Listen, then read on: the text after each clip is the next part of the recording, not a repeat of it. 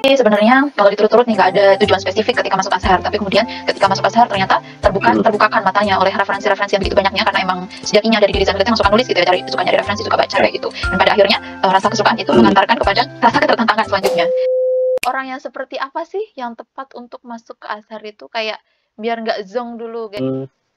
Itu kalau cocok enggak itu subjektif banget ya. Entah si kakaknya tadi dengan pertimbangan apa aku nggak ngerti gitu.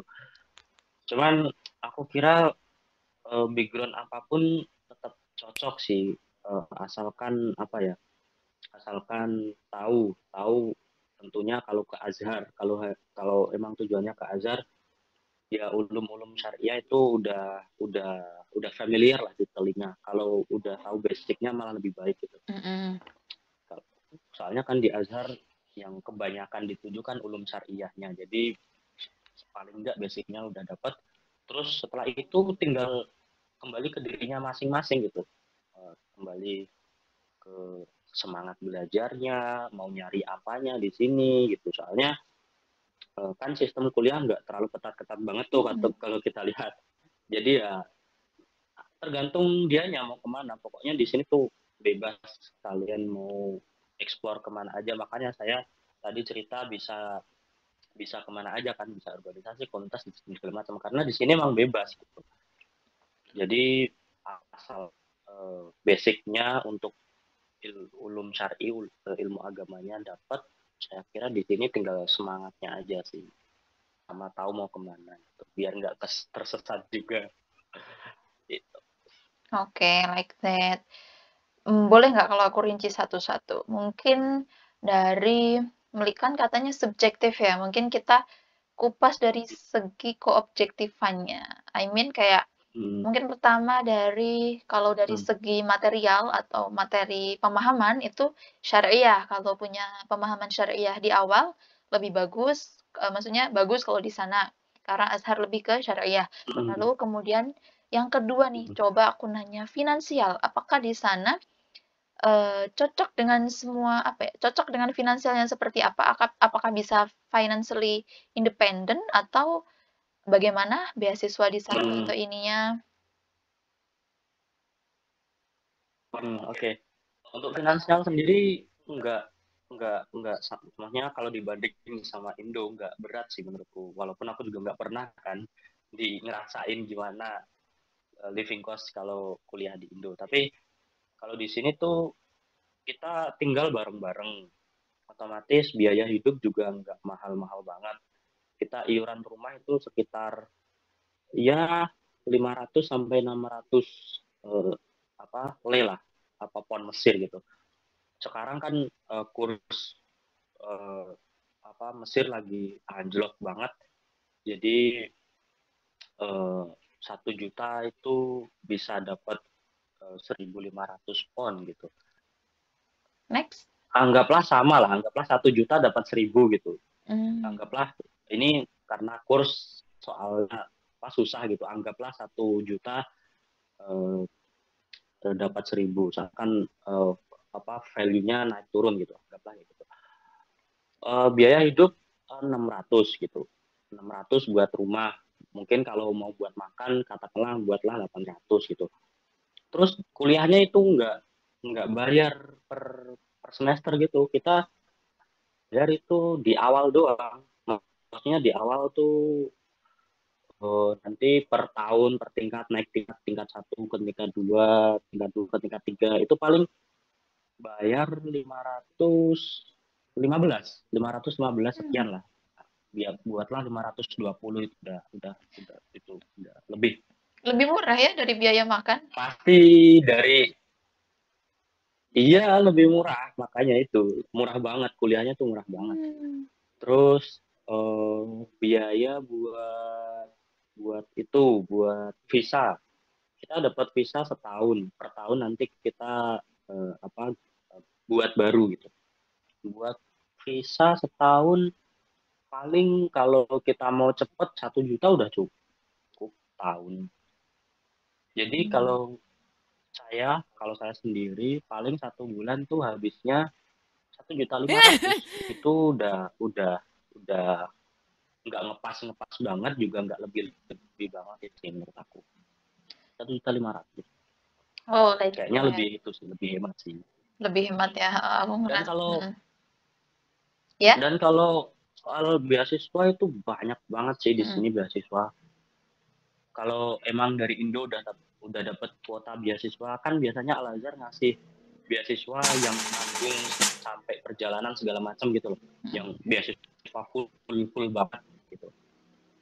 Itu ada yang ditaruh di Kemenak 20, misalkan 20 kuota, nanti di PBNU berapa kuota tuh, nanti di beberapa pondok pesantren dikasih berapa kuota gitu.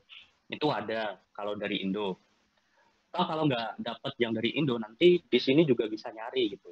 Nanti di sini kuliah dulu, setelah kuliah nanti rajin-rajin aja dulu di tingkat awal biar nilainya bagus.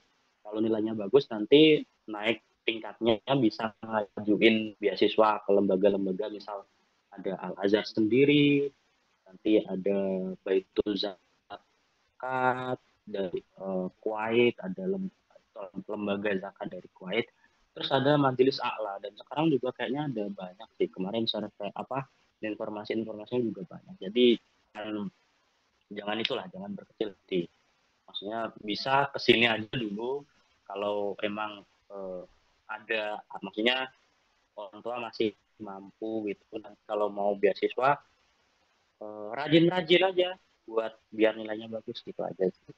Oke, lebih fleksibel, malah lebih bisa dibilang lebih murah gitu ya daripada mungkin ya sih. Di Indo Lebih aja murah mungkin 1,5 tuh ya. ngepas sih kalau suka jajan, suka ngopi. Nah itu lifestyle yang bikin mahal, lifestyle. Di sini pun yang bikin mahal juga lifestyle. Oh ya, Aku jarang banget ngopi sih, maksudnya ngopi di luar gitu. Paling nyetok sendiri kopi, beli kiloan gitu, nanti buat sendiri rumah.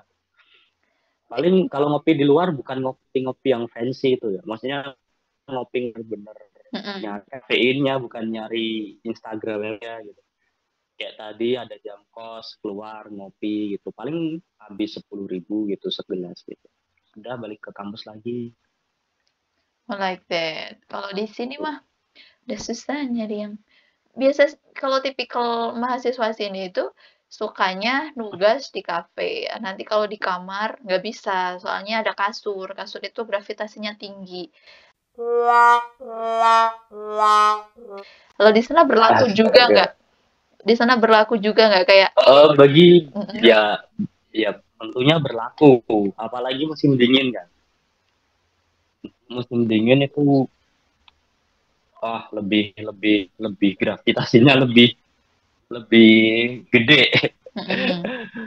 Ini aja aku double kan. Jadi kalau musim dingin lebih repot lah, lebih pengen tidur, apalagi malamnya lebih panjang.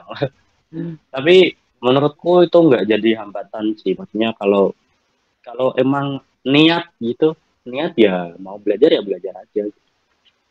Tapi kita juga yang di sini fancy-fancy juga niat belajar kok. Udahlah. Next. Iya, tapi lifestyle kan, Ya, lifestyle-nya itu. balik ke lifestyle sih. Ya, mungkin butuhlah Enggak, kita nggak sekali. membandingkan, Mm, ya semua ada baik dan buruk. iya, sekali dua kali boleh lah ya, setiap hari mah. Kecuali anak sultan. Oke, Ya, apalagi ya? Pertanyaan selanjutnya adalah, tadi belum selesai sepertinya keobjektifan kita. Selain materi atau pemahaman, kemudian finansial yang ternyata bisa mm, lebih fleksibel dan lebih murah. mm, Yang ketiga adalah bisa nggak sih kalau kita itu mm, sendirian mau berangkat ke Mesir nggak punya rombongan nih. Kayak misal nggak ada temen sendirian. Tadi mm, katamu kan jadi rumahnya mm, barengan kayak gitu. Kalau kasusnya dia sendirian, mm. bagaimana? Oke. Eh, jadi bisa aja sih nanti eh, lihat aja di website atau apapun lah media sosialnya. OIAI itu OIAAI itu organisasi alumni Al Azhar Indonesia kayaknya. Aku Mm-mm. kalau nggak salah. Nanti buka aja di laman itu. Nanti kalau ada semuanya informasi kayaknya seharusnya di-up di situ. Kayaknya OIAI juga akan semacam jasa gitu ya bagi siapapun yang ingin melanjutkan ke Azhar. Nanti bisa lewat OIAI yang mungkin nggak punya nggak tahu caranya ngurus gitu, nanti bisa lewat situ dan mudah banget kok. Nanti kalau udah di sini juga pasti banyak rumah-rumah yang kekurangan anggota gitu, nanti gampang banget soal urusan itu tuh, gampang banget. Kita orang-orang Indonesia sendiri tuh solidaritasnya Hmm. kuat lah. Kalau selama ya gitulah kan, kita orang asing, maksudnya orang di negeri asing gitu, masa nggak saling membantu sih? Pasti pasti ada aja yang nampung di rumah-rumah. Oh, Ada aja pasti, nggak usah khawatir I lah, see. gampang. Yes, nggak usah Dan khawatir. kalau kalau kayaknya banyak di Indo tuh sebenarnya banyak mediator gitu ya, istilahnya mediator yang ngurus pendaftaran kalau mau ke Timur Tengah gitu. Itu gampang banget sih, banyak sekali mediator Asal jangan kalau kena mau. calo palsu ya. Ada nggak tapi calo palsu? Itu makanya itu tadi jangan sampai lah, jangan. Tapi ada kasus kayak Nggak gitu. tahu sih, aku nggak pernah apa ya, nggak pernah tahu. Oke. Kadang adanya tuh yang itu biasanya kayak, kan jalurnya tadi dari Kemenak, jalur Kemenak terus sama sama Pusiba yang aku tahu tuh. Nah, ada yang orang-orang nggak keterima, nggak ikut tes atau nggak keterima di Kemenak atau di Pusiba, terus asal asal diberangkatkan ke Mesir. Nah, itu nggak bisa, maksudnya nggak bisanya, mungkin bisa di sini sekolah lugunya dulu, misalkan sekolah bahasanya dulu, tapi ketika ketika nanti mau mendaftar ke kampus itu biasanya nggak bisa, soalnya ada persyaratan tertentu yang kayak kan eh, Azhar tuh hanya menerima yang dapat rekomendasi dari instansi tadi, yang Kemenak sama Siban. Jadi kalau nggak lulus ya nggak dapat rekomendasi. Kalau nggak dapat rekomendasi, akhirnya nggak bisa masuk mendaftar ke kampus. Kalau nggak bisa dapat, nggak nggak terdaftar di kampus atau instansi manapun, visanya visa apa dong? Terus terlantar di sinilah, nggak punya visa pelajar. Itu bahayanya kayak gitu sih. Like that. Jadi, Terlantar kalau di negeri mm, sendiri kan nggak apa-apa, kalau di sini kan bahaya terlantar. deport, tinggal dideportasi kan. Ya gitulah, kalau terlantar tanpa status yang jelas, pelajar bukan, pekerja bukan, itu kan bahaya banget. Di sini lumayan, itu sih lumayan bahaya sih kalau kayak gitu. Ya sih Afrika. Jadi Hmm? pastikan, ya gitulah, pastikan lulus saja dari pintu-pintu yang legal gitu. Ada perubahan kebijakan dari Azhar pasti di-share di OIAAI tadi sih. Jadi ikuti aja di media sosial atau website apapun itu dari OIAAI. Nanti kalau kalian ingin, kalau nyari informasi bisa di situ. Mudah. Intinya jangan gapcek. Udah. Cari informasi yang sesuai Ya, kebenaran. Mm-mm. internet kan sekarang informasi udah terbuka. Mm-mm. Ya. Udah punya HP, punya jempol dibuat apa? Oke. Pertanyaan, kok Oh aku jadi ya. lupa ya? Ini tuh yang masih masuk dalam hal objektivitas tadi. Ini tuh yang paling penting malah. Oh Hmm. iya nih.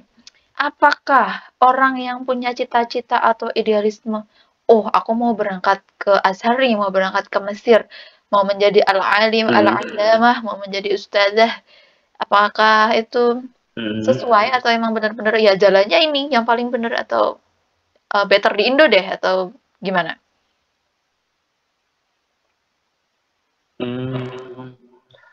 Maksudnya menjadi alim, maksudnya gimana? Saya nggak terlalu paham secara spesifiknya. Jadi al-alim al-allamah maksudnya adalah menjadi ustadz, menjadi syekh, kayak pulang-pulang nanti Hmm. menjadi ya orang yang faham agama, orang yang bisa bahasa Arab, kayak gitu, orang yang Oh, hafal Al-Quran, kayak gitu. oke, oke, oke. Eh, iya, seperti yang aku bilang tadi, di sini tuh banyak banget gitu, maksudnya banyak banget yang bisa dieksplor. Kalaupun mau Al-Quran di sini banyak seteh makroah gitu, istilahnya makroah gitu ya. Nanti bisa ngambil sanad di situ. Biasanya sanad dari Mesir kan lebih tinggi gitu. Hmm. Maksudnya lebih pendek silsilahnya, makanya disebut sanad Ali, sanad yang lebih tinggi. Oh, like that. Terus kalau kalau mau misalkan jadi pendakwah bisa juga gitu. Kan tadi di penjurusan di Usuluddin kan ada jurusan dakwah juga gitu. Terus kalau mau jadi akademisi juga bisa banget.